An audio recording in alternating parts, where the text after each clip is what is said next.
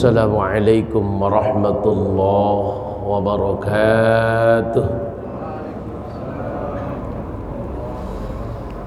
Alhamdulillah alladzi nawwara quluba awliyaihi bil ma'rifati wal iman. Asyhadu an la ilaha illallah wahdahu la syarika lah. Al-Malikul Mannan. Wa ashhadu anna sayyidana Muhammadan abduhu wa rasuluh al-mab'utsu rahmatan lil anam. Allahumma fassalli wa sallim wa barik wa karrim ala sayyidina Muhammadin wa ala alihi wa ashabihi wa atba'ihi wa ummatihi ulil ilmi wal irfan. Amma ba'du faqad qala ta'ala fi kitabihil karim wa huwa asdaqul qailin. A'udzu billahi as-sami'il 'alim minasy syaithanir rajim. Wasari'u ila maghfiratin min rabbikum wa jannatin 'arduha as-samawati wal ardu 'iddat lil muttaqin. Wa qala an-nabiy sallallahu alaihi wa alihi wasallam Akthiru dzikral maut fa innahu yumahhisul dhunub wa yuzahhidu fid dunya fa in dzakartumuhu 'indal ghina hadamahu wa in dzakartumuhu 'indal faqri ardaakum bi'aishikum.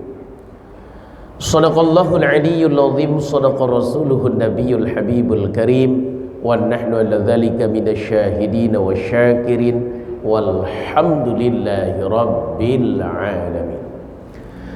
Yang saya hormati, saya muliakan para asatidz, guru-guru saya. Yang saya hormati, saya muliakan pengurus DKM Baitul Izzah. Yang saya hormati, saya muliakan ayahanda bunda rahimakumullah. Bersyukur kita kepada Allah atas seluruh nikmat Allah, yang mana Allah telah memberikan nikmatnya kepada kita semua, sehingga alhamdulillah dengan nikmat Allah lah hari ini bertepatan pada tanggal 10 Zulhijjah bagi perhitungan Mekah, bertepatan 9 Zulhijjah mengikuti perhitungan NU dan Kementerian Departemen Agama. Kita kembali lagi dihadirkan di tempat ini dalam kondisi sehat walafiat. Mudah-mudahan hadirnya kita di masjid ini dalam rangka melaksanakan kewajiban kita, yaitu sholat subuh berjamaah, dilanjutkan dengan menuntut ilmu. Mudah-mudahan amal ibadah yang kita lakukan di hari yang mulia ini menjadi wasilah Allah berikan kita keberkahan, Allah berikan kita rahmat, Allah berikan kita pahala, sehingga apa yang kita hajatkan Allah kabulkan, dosa-dosa kita Allah ampunkan, dan hajat-hajat kita Allah kabulkan, dan mudah-mudahan menjadi tabungan pahala yang akan kita dapatkan kelak di yaumil akhirah. Amin ya Allah ya rabbal alamin.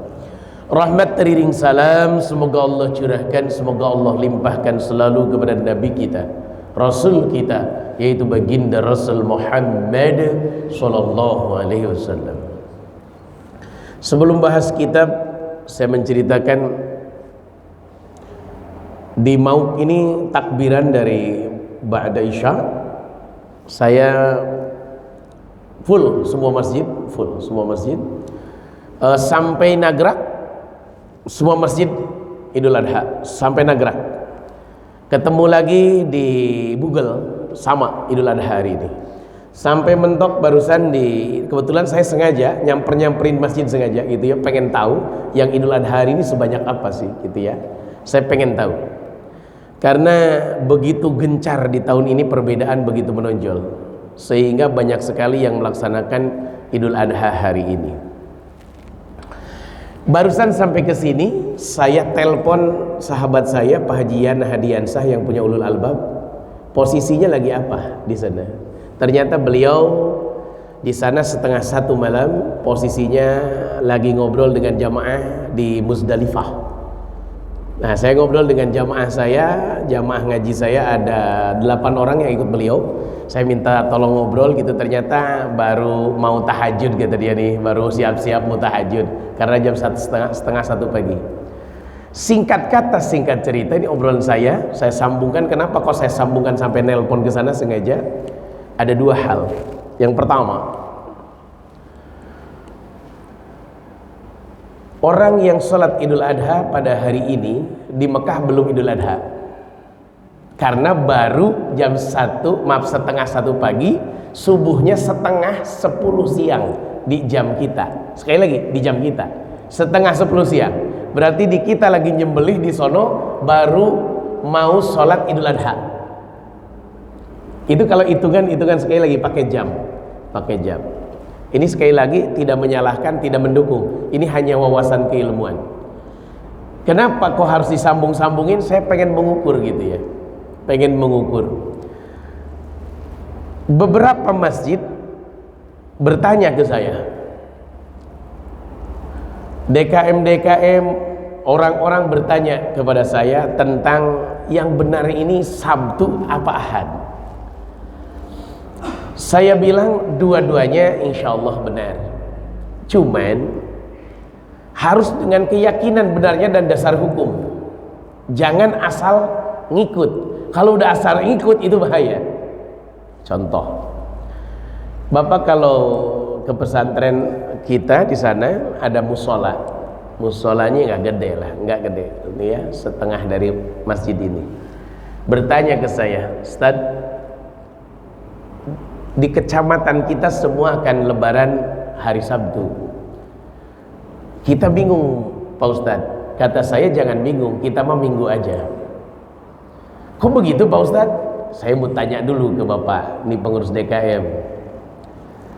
Bapak Muhammadiyah bukan? Bukan. Oke. Terus Bapak ngikutin siapa? Ngikutin siapa? Kita ngikutin orang-orang bahwasanya hari Sabtu itu sudah 10 Zulhijjah. Betul, saya bilang, betul. Tapi dasar hukumnya nggak bisa ngikutin orang. Nggak bisa. Harus ada dasar hukum yang kuat. Yang Sabtu boleh tapi dasar hukumnya harus kuat. Yang Ahad boleh, dasar hukumnya harus kuat. Kenapa kok saya mengarahkan kalau bisa Ahad saja, kalau Bapak nggak punya dasar hukum? Kenapa kok begitu? Saya juga pengennya Sabtu, sama. Saya juga pengennya Mas Sabtu sebenarnya.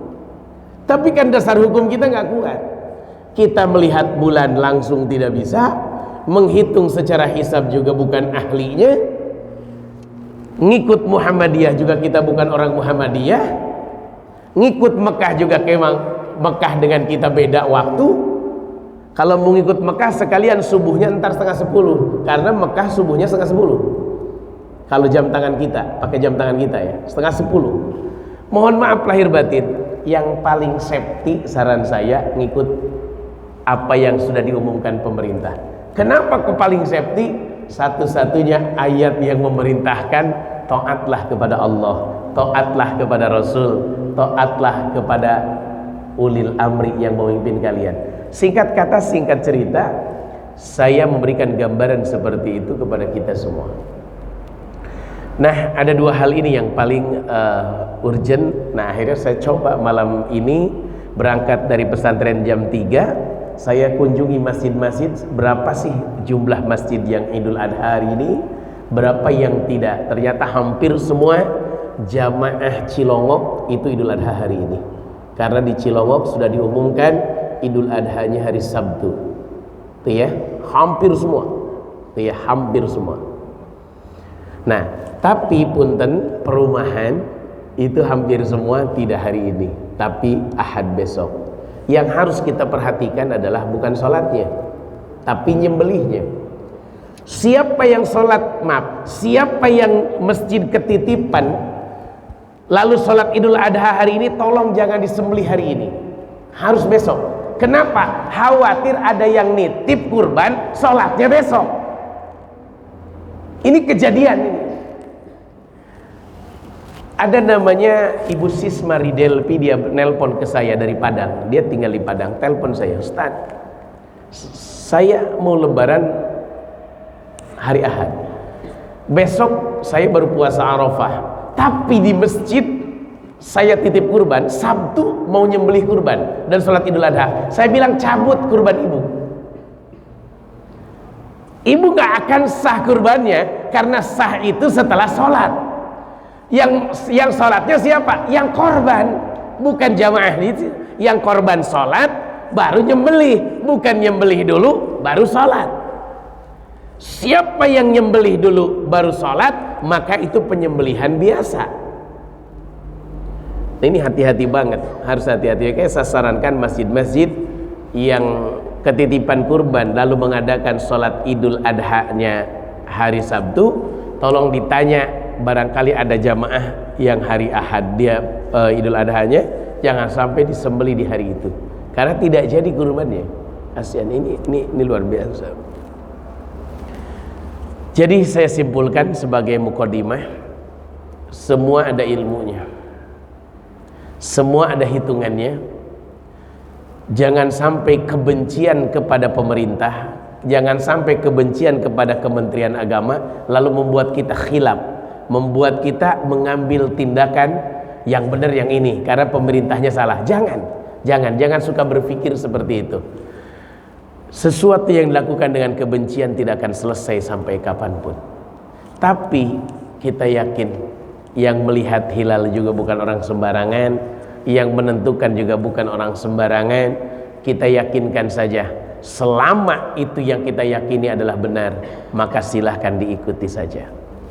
Nah, ini singkat kata, singkat cerita, bahwasanya Idul Adha kita insyaallah hari Ahad besok juga tidak salah, karena mohon maaf di Mekah ketika kita Idul Adha, di sana juga belum Idul Adha, gitu ya.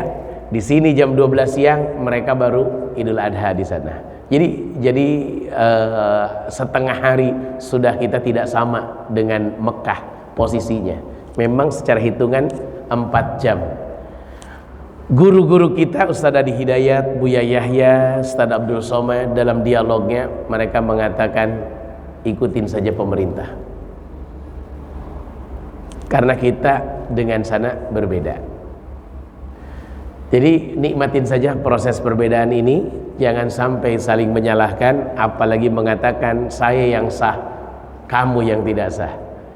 Nah, yang bingung itu puasa Arafah di Mauk, takbir menggema, kita puasa Arafah, itu bingung gitu kan. Dari masjid, semua masjid bergema takbir, kita puasa Arafah. Itu ngaku secara personal itu galau. Bayangin aja, kalau maaf masuk Baitul Izzah ya tenang aja, orang gak kedengeran takbir kok. Tapi kalau di sana betul-betul takbir dari ba'da Isya, itu sampai saya mau berangkat itu takbir tiap masjid. Itu galau. Istri saya nanya pas saya mau berangkat, ya ini saya puasa apa enggak sih? Jadi galau. Kenapa? Karena takbirnya bukan satu tempat, tapi hampir satu kecamatan, semua masjid musola itu bertakbir. Nah, ini mohon maaf lahir batin, begitu dahsyat, begitu luar biasa. Tapi guru-guru kita berkata, ketika kita meyakini 10 Zulhijjah Ahad, maka hari Sabtunya adalah hari Arafah. Karena puasa Arafah bukan puasa wukuf di padang Arafah, tapi puasa tanggal 9 bulan Zulhijjah sesuai negara masing-masing, sesuai dengan matla' masing-masing. Jadi bukan wukuf di Arafah, karena puasa Arafah diperintahkan oleh Allah kepada Nabi sebelum kewajiban haji datang, sebelum wukuf di padang Arafah dilaksanakan. 2 Hijriah sudah diperintahkan untuk puasa Arafah, 10 Hijriah baru haji dilaksanakan. Jadi punten, jadi jangan sampai berpikir puasa Arafah itu gara-gara wukuf di Arafah, bukan. Karena Nabi perintahnya diperintahkan puasa tanggal 9 Zulhijjah itu sebelum perintah haji dilaksanakan. Itu ya, belum perintah haji diberikan kepada baginda Nabi. Nikmatin proses perbedaan, jangan bingung, jangan galau, yakinkan apa yang kita pahami. Baik, itu sebagai pembuka. Terakhir kita lanjutkan ke hadis kemarin, halaman 26 bagian bawah. Aksiru, perbanyak oleh kalian zikrul maut, perbanyak oleh kalian zikrul maut, mengingat kematian, menyebut-nyebut kematian. Perbanyak menyebut-nyebut kematian, perbanyak mengingat-ingat kematian. Halaman 26 bagian bawah kalau kitab saya. Sama ya, baik, bagian bawah. Kemarin itu dosa besar yang paling besar, satu menyekutukan Allah, yang kedua membunuh jiwa, yang ketiga menyakiti orang tua, yang keempatnya kelewat wa qauluz zur, ucapan dusta kemarin. Kelewat, nggak kebahas ya. Baik, kata Nabi, perbanyak mengingat kematian. Dikit-dikit ingat mati, dikit-dikit ingat mati, dikit-dikit ingat mati. Kalau redaksi lain, perbanyak mengingat yang menghancurkan kelezatan-kelezatan. Kalau dalam redaksi hadis yang lain. Kenapa? Fa innahu yumahisudz dzunub. Yang pertama, karena sesungguhnya mengingat kematian itu membersihkan dosa. Jadi siapa yang dosa-dosanya pengen terkikis habis, maka sering-seringlah ingat mati. Ustadz mati, DKM mati, jamaah mati, pejabat mati, semua mati, menteri mati, semua. Nggak ada istilah nggak ada yang meninggal, semua akan meninggal. Mati itu bukan bahasa kasar ya, itu bahasa Arab. Ya, mati itu bukan bahasa kasar. Ngomong mati itu bahasa Arab. Mati itu ya, bukan bahasa kasar. Mati amwat, maut, mati ya, itu bahasa Arab. Maaf, begitu dahsyat. Banyak anak muda yang berpikir usianya akan panjang. Dia semalaman main game. Saking kelelahan main game, semalaman mungkin masuk angin dia tahan, saking asiknya main game, meninggal di kursi tempat dia main game. Kenapa? Karena kematian itu nggak pernah mandang di mana kita. Wakil wali kota Bandung apa wali kota Bandung meninggal dunia salat Jumat.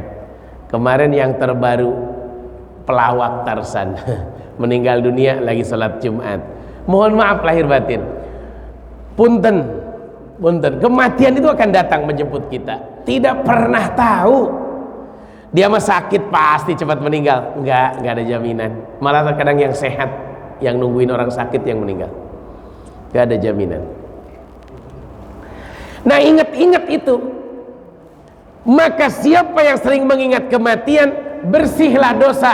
Kenapa bisa bersih dosa? Minimal kalau mau melakukan maksiat, ngeri, takut pas lagi maksiat meninggal, akhirnya nggak jadi maksiatnya. Minimal itu, gitu ya.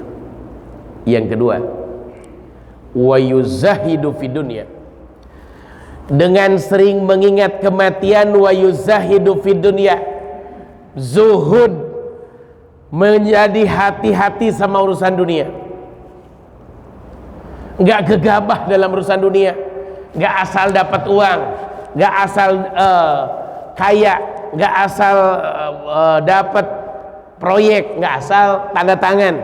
Itu kalau orang udah ingat mati. Ini kalau saya lakukan ini, saya sedih kemarin ya. Kan ngedengar berita ini kemarin sedih. Allah ini mudah sekali. Tu'til mulka man tasya wa tanzi'ul mulka mimman tasya. Mencabut nyawa mudah, mengangkat derajat mudah, mencabut derajat juga mudah.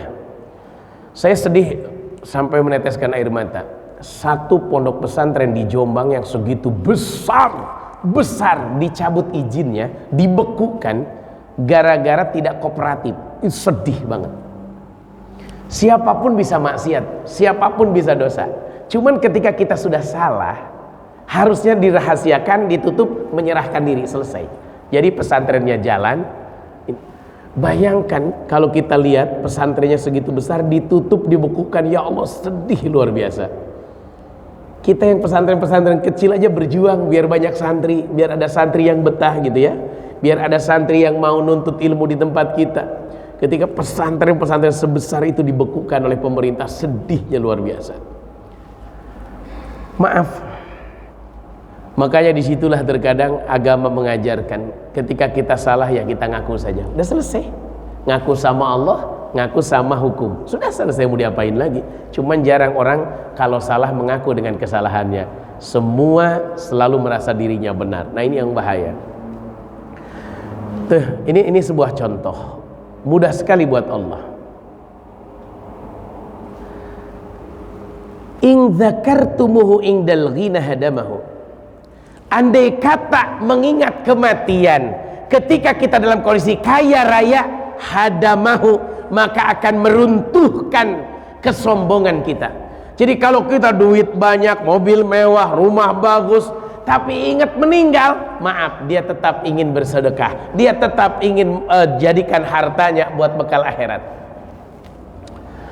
Kemarin ada safari dakwah ke Pangandaran, sekalian silaturahim, bertemu dengan seorang jamaah tabligh, namanya Pak Haji Nanang. Pak Haji Nanang ketemu dengan saya di sana. Ustaz, tolongin saya. Ada apa nih Pak Haji? Bantuin doa. Emang kenapa? Saya punya masjid, roboh masjid itu. Kena angin roboh. Nah saya mau bangun, saya punya tanah, mau saya jual ini di pinggir Pangandaran. Doain biar laku. Semua uangnya kalau laku saya gunakan buat masjid. Bayangkan itu. Orang kaya punya tanah samping hotel persis itu tanah di pinggir laut Pangandaran. Saya mau jual buat bangun masjid. Bayangkan itu orang. Kalau sudah ingat kematian begitu. Itu tanah kalau dijual berapa miliar. Saya habiskan pokoknya semua akan saya sisakan itu buat masjid, Ustaz. Doakan saya. Masya Allah, tabarakallah. No, kalau orang sudah ingat kematian begitu. Tapi kalau orang lupa dengan kematian ini, wah kemana lagi ya duit banyak nih, kemana lagi jalan-jalan, kemana lagi? Ya ini mohon maaf lahir batin. Apalagi yang harus saya lakukan mumpung di dunia, kan begitu. Tapi kalau orang sudah ingat kematian, hampir seluruh hartanya digunakan untuk bekal di akhirat kelak. Wa in dzakartumu indal fakri ardakum bi'aisyikum. Wa in dzakartumu, andai kata engkau mengingat kematian itu indal fakri, dalam kondisi fakir, ardakum bi'aisyikum, maka engkau akan ridho dengan kehidupan kalian. Kalau kita miskin ingat mati, ya nggak apa-apa, miskin juga ujung-ujungnya mati, yang kaya mati, saya juga mati, selesai. Ridho dengan apa yang Allah kasih. Hidup itu kan begitu Pak, udah diatur sama Allah. Contoh sekarang, dari tanggal 1 sampai Hari Raya Idul Adha,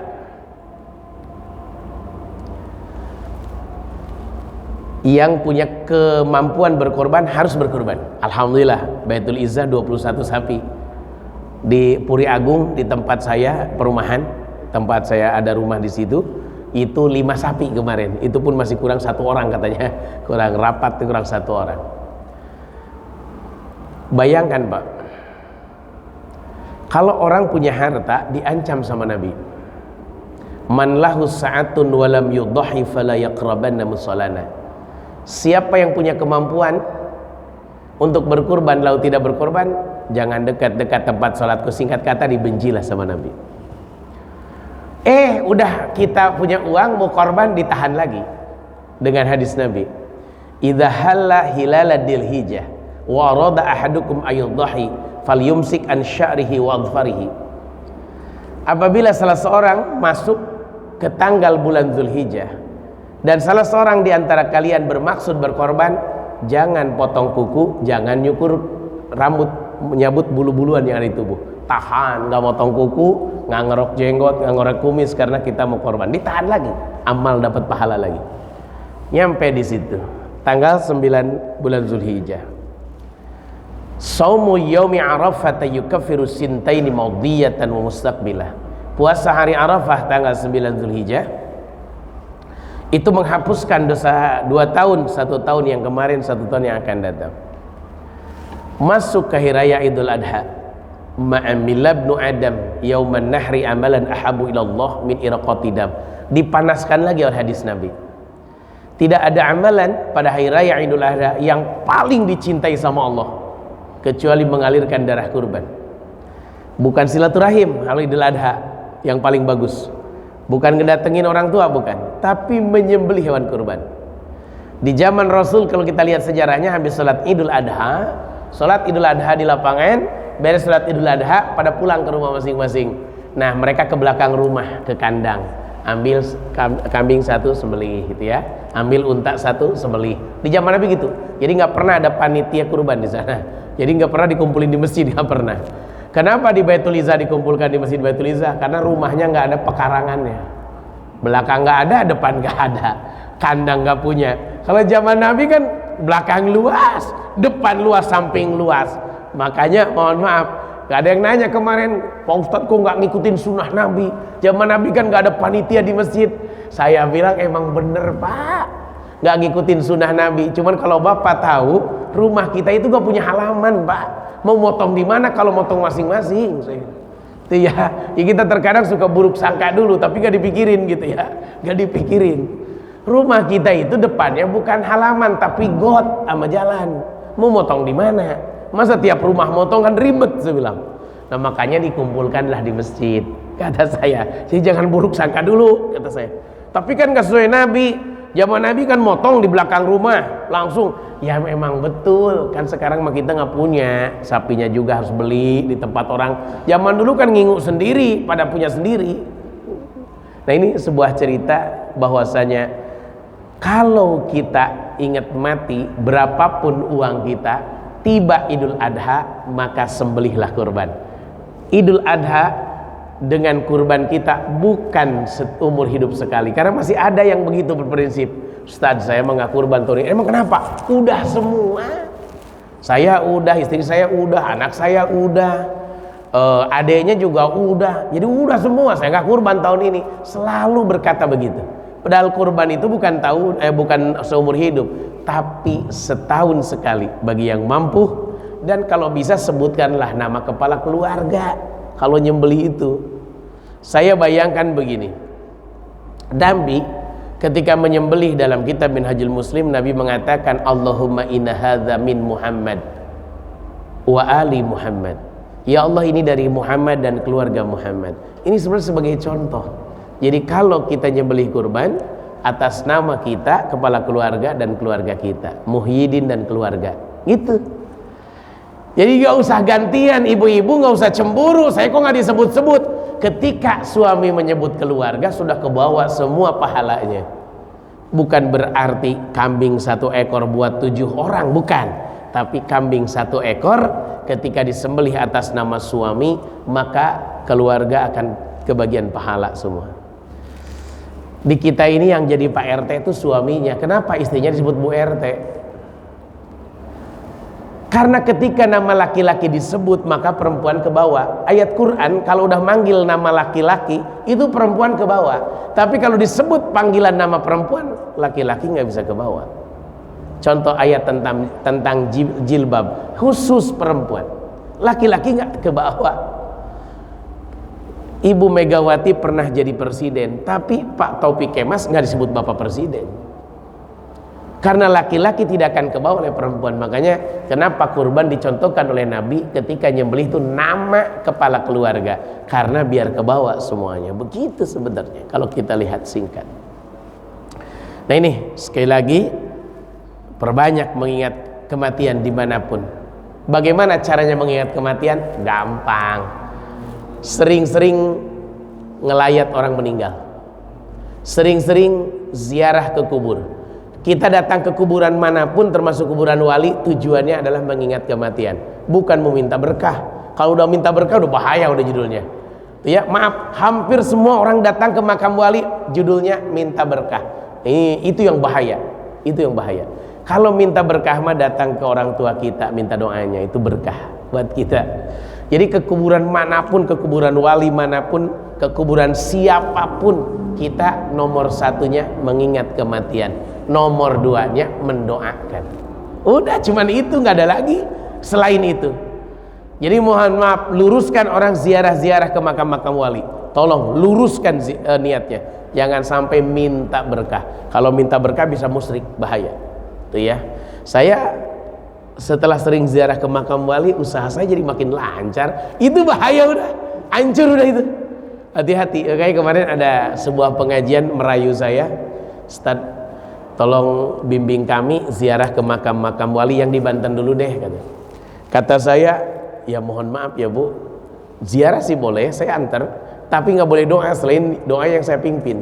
Nggak boleh doa selain doa yang saya pimpin. Saya bilang, doa Pak Ustadz emang apa? Ya Allahumma gfirlahu warhamhu wa'afihi wa'fu anhu, ya doanya itu. Kalau bapak, kalau ibu dan bapak minta doa yang lain, saya nggak mau, karena itu beresiko buat saya. Yang kedua, memang dari kecil saya itu jarang sekali ziarah ke makam-makam para wali. Oleh kiai-kiai nggak diajarkan saya di pesantren, itu ya, nyari berkah di sini, nyari berkah di sana, nggak pernah diajarkan begitu, itu ya. Tapi punten, yang terbaik adalah ziarahi makam orang tua kita, lalu kita doakan di sana. Dan punten, ingat bahwa kita akan meninggal seperti ini. Saya sedih sekali ketika nguburin jenazah kemarin.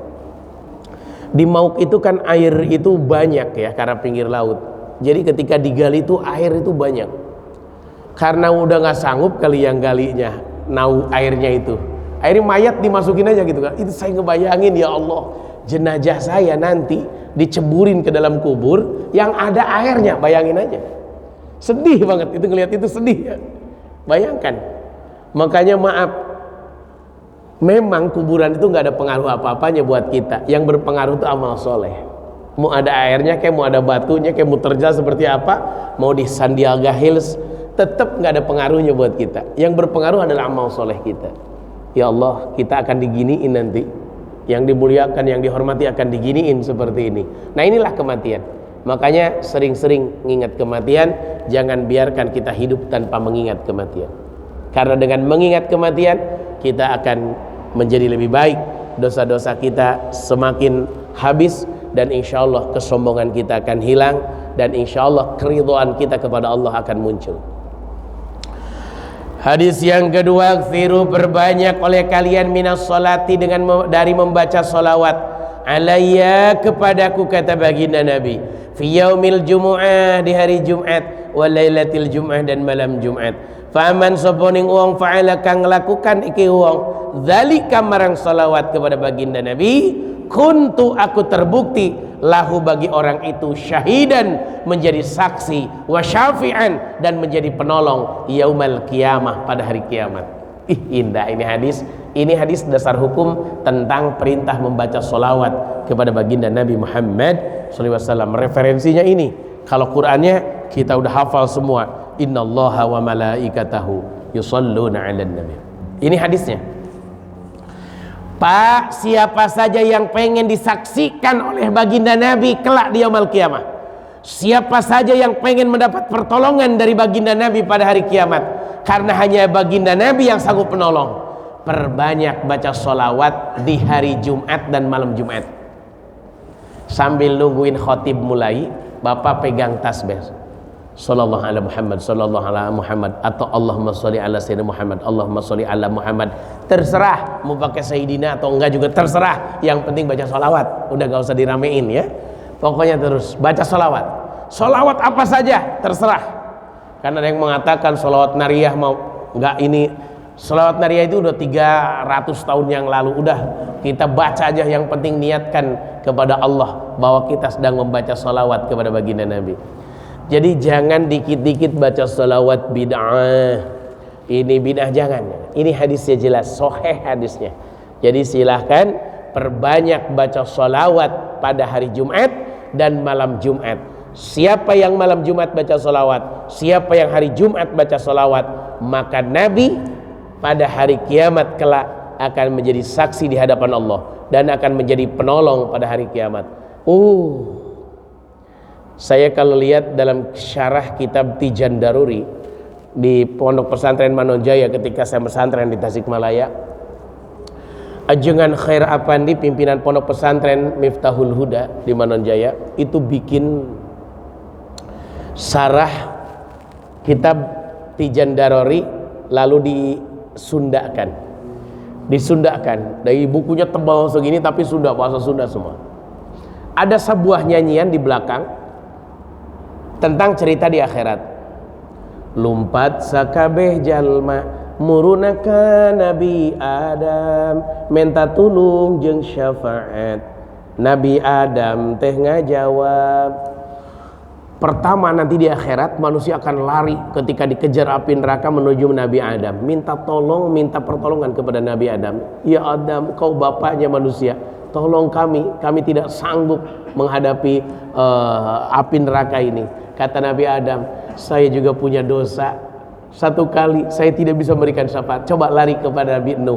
Lari manusia semua menuju Nabi Nuh. Nabi Nuh jawabannya sama, lari dari Nabi Nuh ke Nabi Idris, terus semua akhirnya mentok sampai ke Nabi Isa. Nabi Isa bilang, saya juga sama, tidak sanggup memberikan pertolongan. Akhirnya lari kepada Nabi Muhammad. Ketika lari kepada Nabi Muhammad langsung memohon kepada Allah, ya Allah, saya nggak tega ngelihat umatku, ya Allah, berikan aku kesempatan bisa memberikan syafaat, memberikan pertolongan. Kata Allah, lakukan, siapa yang engkau akan berikan pertolongan. Akhirnya disitulah mana yang sering baca salawat, mana yang tidak. Nah itulah, disitulah pertolongan baginda Nabi yang disebut dengan syafaatul uzma, syafaat yang sangat besar yang akan menolong orang-orang yang sering membaca salawat kepada baginda Nabi. Allahumma sholli wa sallim wa barik alaihi. Hari Jumat, malam Jumat, perbanyak baca salawat. Monggo jangan karaokean mulu malam Jumat, ini karaokean, nah ini bahaya. Perbanyak baca salawat, apalagi sekarang ada salawat yang lagi ngetren, salawat Jibril. Sallallahu ala Muhammad, sallallahu alaihi wasallam, sallallahu ala Muhammad, sallallahu alaihi wasallam. Oh enak ya, kayak ingat ya Allah nikmatnya itu ya, baca itu aja terus. Subhanallah. Silakan monggo baca selawat. Satu lagi tanggung, masih tentang baca selawat. Aksiru, perbanyak oleh kalian, minas salati alayya, minas salati, dari membaca salawat alayya kepadaku, kata baginda Nabi. Fa inna salatakum, karena sesungguhnya bacaan salawat kalian alayya kepadaku, magfiratun, satu, menjadi ampunan, lidzunubikum, terhadap dosa-dosa kalian. Jadi punten, bacaan salawat yang kita baca itu lagi ngikis habis dosa yang kita punya. Jadi siapa yang merasa banyak dosa, perbanyak baca salawat. Siapa yang merasa banyak maksiat di waktu muda, perbanyak baca salawat. Karena salawat yang kita baca menjadi ampunan buat dosa-dosa kita. Yang kedua, watlubu liyad darajata wal wasilah. Watlubu, dan cari oleh kalian, li, melalui aku, ada rojata, derajat, wal wasilah, dan wasilah, perantara.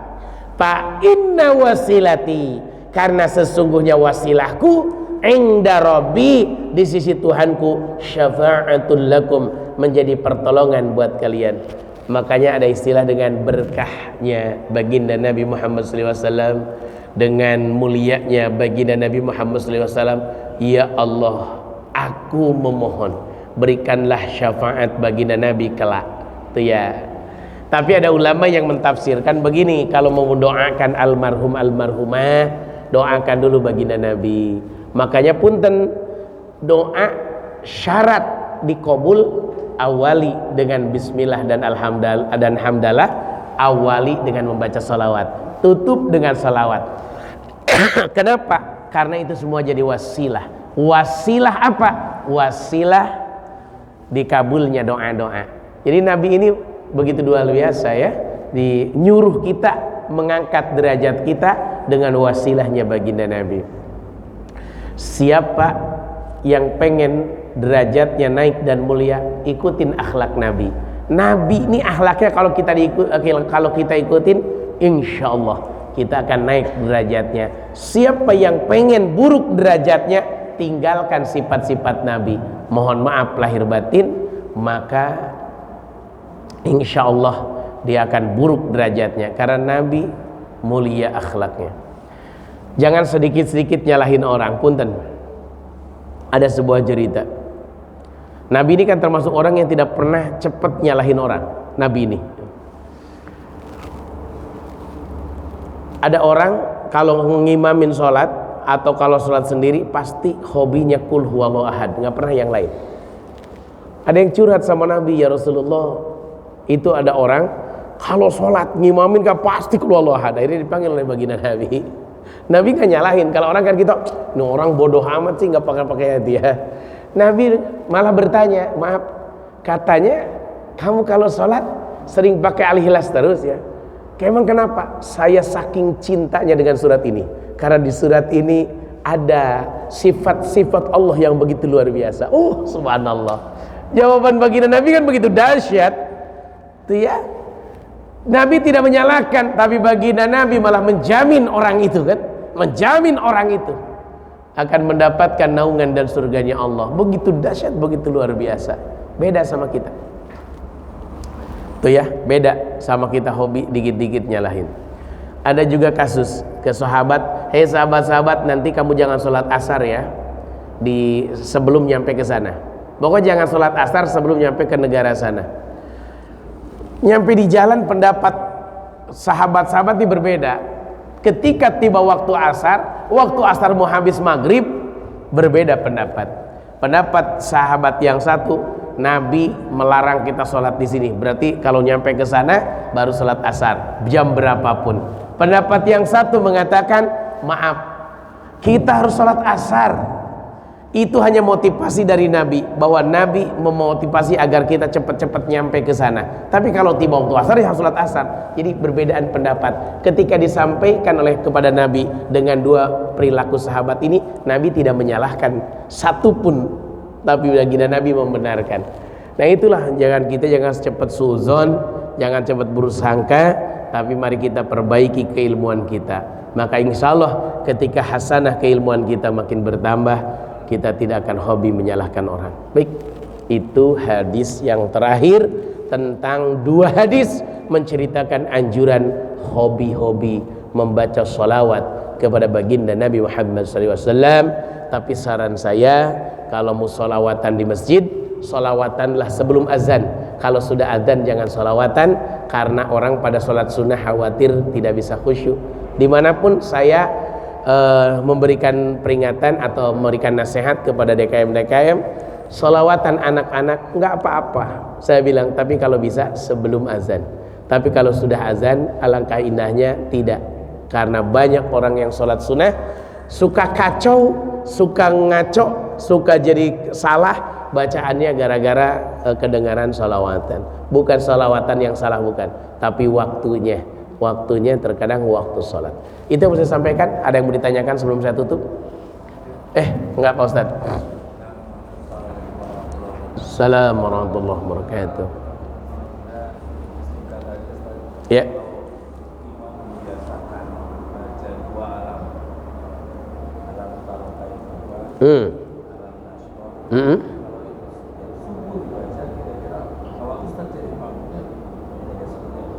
Baik. Baik. Yang pertama, udah takbiran ya. Alam nasyrah sama alam taro setiap subuh ya. Baik. Secara keilmuan saya tidak pernah menemukan anjuran perintah. Maaf, secara anjuran saya tidak pernah menemukan anjuran itu. Tidak ya, tidak menemukan anjuran itu dari para ulama pun, bukan dari hadis. Kalau dari hadis nggak nemu, tapi dari para ulama pun tidak menemukan. Tapi hanya sebagai gambaran, sebagai tebakan dari pemahaman saya. Yang pertama, kenapa dia menggunakan alam nasyrah laka sadrak wa wada'na anka wizrak alladzi anqadha dhahrak wa rafa'na laka dzikrak fa inna ma'al usri yusran inna ma'al usri yusra fa idza faragta fansab wa ila rabbika farghab. Maaf, dia memotivasi dirinya di pagi hari. Itu pemahaman saya. Lihat kalimah di ujung, fa idza faragta fansab wa ila rabbika farghab. Beres melakukan satu hal, lakukan pekerjaan yang lain dan jangan lupa berserah diri. Saya pikir dia mengambil makna dari lafaz ayat ini untuk memotivasi dirinya di pagi hari. Yang kedua, Kenapa alam taro di rakaat kedua? Kenapa pakai alam taro, Pak? Kita sebagai peruqyah paham betul ayat ini digunakan untuk apa. Ayat ini seorang peruqyah akan menggunakan untuk mengusir jin. Orang yang kesurupan, Pak, bacain aja ayat ini, gitu ya. Ayat ini sering digunakan oleh kita para peruqyah. Mohon maaf, pemikiran saya dalam pemahaman saya mungkin tujuannya di antara penggoda, pemalas yang membuat kita malas adalah gangguan dari setan. Maaf, sekali lagi ini pemahaman saya belum tepat.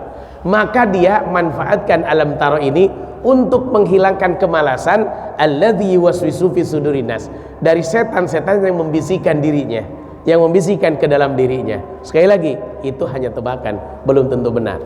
Tapi secara keilmuan saya tidak pernah menemukan perintah untuk membaca dua ayat ini. Yang terakhir, bisa jadi orang ini memang hobinya dengan dua ayat ini, atau memang hafalnya dua ayat ini. Tuh ya, atau memang hafalnya dua ayat ini. Sampai ada orang kalau sholat itu pasti rakaat pertama qul ya ayyuhal kafirun, rakaat kedua qul huwallahu ahad. Pasti tiap sholat, karena hafalnya memang itu. Itu ya. Hafalnya yang lain malah nggak hafal gitu ya. Karena dari kecil hobinya itu. Nah, jadi punten, padahal qul ya ayyuhal kafirun sama qul huwallahu ahad bagusnya sih di waktu sholat maghrib. Itu kan anjurannya begitu sebenarnya. Tuh ya. Tapi Bapak buka ada sifat sholat Nabi, itu judul bukunya Sifat Sholat Nabi. Ada surat-surat yang disunahkan di waktu subuh, surat-surat yang disunahkan di waktu isya, surat-surat yang disunahkan. Tapi punten, kalau alam nasroh dengan al-insyirah dengan alam taro, maaf, saya tidak menemukan di kitab itu bahwa sunnah di subuh, tidak ditemukan. Tapi andai pun saya nggak paham, berarti memang keilmuan saya belum nyampe. Gitu aja. Ada lagi yang mendiskusikan?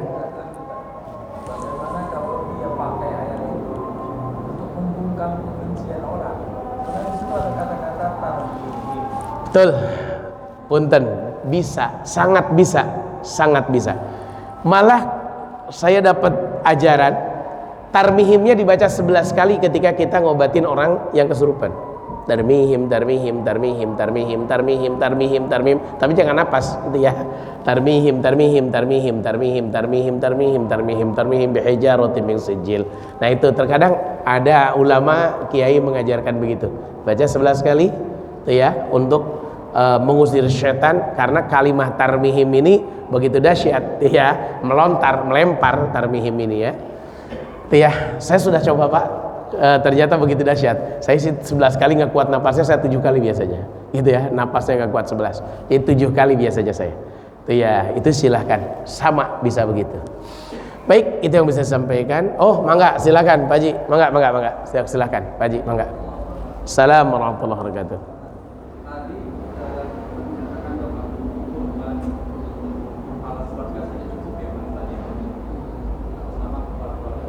Iya, betul. Baik, terima kasih.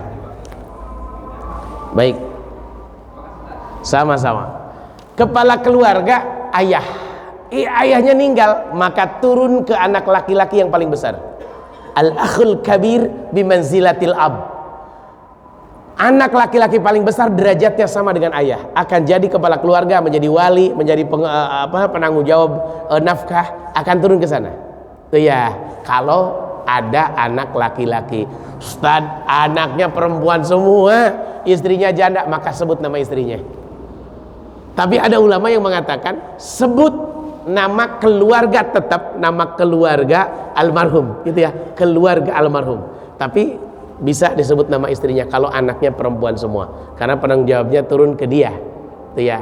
Bayangkan ketika ada orang lahir di luar nikah, hamil di luar nikah, maka binnya kan bukan ke bapaknya, tapi ke ibunya. Ini sebuah gambaran seperti itu. Jadi kalau ada ayah yang meninggal dunia, turunnya ke anak laki-laki paling besar. Al-akhul kabir bimanzilatil ab. Itu dasar hukumnya. Baik, kita tutup. Oh ya, mangga Pak. Baik, kurban itu buat orang hidup sebenarnya. Kurban itu buat orang hidup. orang hidup fasholli li rabbika wanhar. Buat orang hidup. Bolehkah buat orang meninggal? Siapa yang larang? Boleh, tapi dengan syarat. Satu, memang berwasiat. Pokoknya kalau ibu udah meninggal tetap ya, tolong kurbankan ibu, ambillah dari harta ibu. Nah, itu wasiat, harus dilaksanakan. Itu wasiat ya. Tetapi punten, yang dipanggil sama Allah dan Rasulnya orang hidup, bukan orang meninggal. Maka sebutkanlah nama orang hidup. Kecuali tadi wasiat, sebutkan, karena itu wasiat, nggak bisa. Nah, ketika disebut nama orang hidup, sebenarnya yang udah meninggal kebagian pahalanya dari keluarga kita. Contoh punten, Muhyiddin disebut nama saya. Insya Allah ibu saya udah meninggal dunia, kebagian pahalanya. Maaf, urusan pahala membaginya jangan dipikirin sama kita. Itu urusan Allah. Tapi kalau udah disebut keluarganya, kalau menurut pendapat tafsir ahli tafsir hadis, seluruh orang yang dinafkahi sama kepala keluarga itu kebagian pahalanya. Ibunya, anaknya, istrinya, makanya disebut nama kepala keluarga. Sampai timbul perdebatan itu tuh ya. Tapi yang paling bagus memang satu nafas satu keluarga. Contoh, 1 ekor sapi buat satu keluarga, 1 ekor kambing buat satu keluarga, 1 ekor domba buat satu keluarga, 1 ekor unta buat satu keluarga. Itu lebih bagus. Walaupun 7 keluarga boleh 1 ekor sapi, hadisnya sahih ada, dasar hukumnya ada, jadi gak usah ragu, hadisnya ada. Kita doa ya. Allahumma sholli wa sallim ala sayyidina Muhammadin fil awwalin wal akhirin wa barik wa karim radhiyallahu tabaraka wa ta'ala kulli sahabati rasulillah ajma'in. Alhamdulillahi rabbil alamin hamdan syakirin hamdan na'imin hamdan yuwafi ni'amahu yukafi mazidah. Ya rabbana lakal hamdu wa lakal syukru wa lakal mulku wa huwa ala kulli syai'in qadir. Allahumma inna nas'aluka ridhakal jannah wa na'udzubika min sakhatika wan nar. Allahumma inna asbahna nusyhiduka wa nusyhidu hamalat 'arsyik wa malaikataka wa jami' khalqika annaka antallah la ilaha illa anta wahdaka la syarika lak wa anna muhammadan 'abduka wa rasuluk.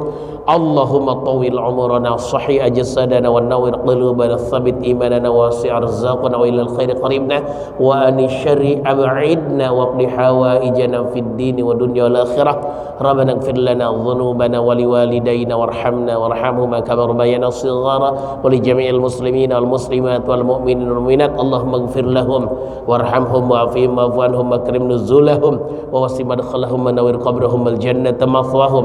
Allahumma la tahrimna ajrahum wa la taftina ba'dahum waghfir lana wa lahum.